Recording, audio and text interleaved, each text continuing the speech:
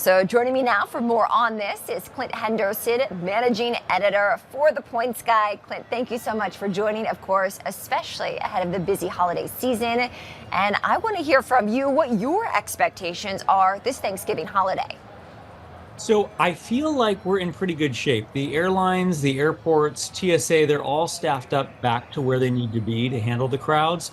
But we are expecting record-breaking numbers. In fact, TSA had told me last week that they could hit a record high of more than 3 million people screened the Sunday after Thanksgiving. But he also says they're ready. So fingers crossed that the airlines and the airports can handle the crowds. The one area I'm really watching closely is air traffic control. There's still a shortage of ATC workers, so that's one area I'm really focused on this week. Interesting. Now, Clint, walk our viewers through any challenges that might be posed. I know you mentioned, obviously, it's going to be a high traffic time, but anything else our viewers need to know in terms of navigating properly so they make sure that they can get to their destination and on time? Yeah, I would just give yourself some extra time this week. Remember, you're going to be traveling with a lot of people who are infrequent travelers. It slows the security lines down. Of course, at the Points Guy, we recommend things like TSA pre-check, getting clear, global entry, but that's not going to happen this week for you. But enroll in those things for the future. Have the airline app installed on your phone. You want to make sure you're able to rebook yourself or even get a cheap upgrade offer. Remember that the airline apps now show you your flight arrival times, whether your flight's on time. Sometimes that's how you get Wi-Fi and entertainment. So you want to have that airline app installed on your phone and just get to the airport a little bit earlier than normal. We've been hearing of shortages, certainly in the travel space for years now, but also strikes of late. What are the airports and particular carriers, perhaps, that our viewers should be prepared to navigate on that front? So there's been a lot of labor actions, but no disruptive strikes. So even one we saw this week in Charlotte didn't end up disrupting travel too much. So right now it's mostly to raise public awareness of labor issues and workers complaining of low pay, but we have not seen a lot of disruptions. Untrue in places like Europe where there has been some disruptions, but that's usually a summertime impact. And so I'm not seeing any reason for concern this week. Certainly it's going to be a busy stretch, but I want to hear more about the expectations for international travel as well, Clint, for anyone who is preparing to go perhaps across seas.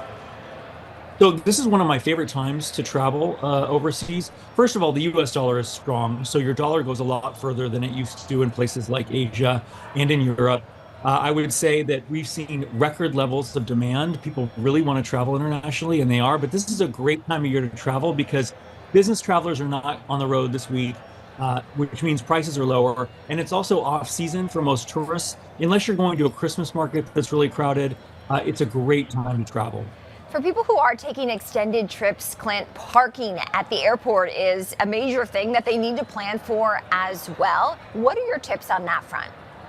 So first of all, airport parking lots do sell out. And so you don't want to be driving around looking for a space and freaking out about what to do. So what we recommend at the Points Guys, register ahead of time. So a lot of times, not only will you guarantee yourself a parking space, but you can get discounts if you register in advance. Most airports have programs like this. Better to be safe than sorry in these situations. And in terms of budgeting for the holidays, Clint, is there a magic number that you think our viewers need to prepare for in terms of what it is going to cost them to travel? So, like I said, traveling internationally, the US dollar being strong helps you out a lot. I would look for deals on airfare. The one area that you're going to have to budget for is hotels. We've seen a lot of price inflation for hotel rates. This is where having a stash of points and miles can really come in handy. You know, things like Chase Ultimate Rewards points, you can transfer to programs like Hyatt and get really good value for points for booking hotels. So that's my biggest recommendation is find a cheap flight and then make sure you're checking hotel prices before you go, because that's where it's going to really bust the budget. What are the pros and cons of traveling by air versus on the roads this time of year? Well, gas prices have come down, so that's helpful. Obviously, it's convenient to have a car, but there's no shortage of rental cars. So if flying is easier and faster, I'm always a big fan of flying over driving, but that's a really big personal preference. I will say that I would go by price if it was up to me. Clint Henderson, great to have you on the show, especially as people prepare to take to the roads and the skies. Clint is the managing editor at The Points Guide. Happy holidays.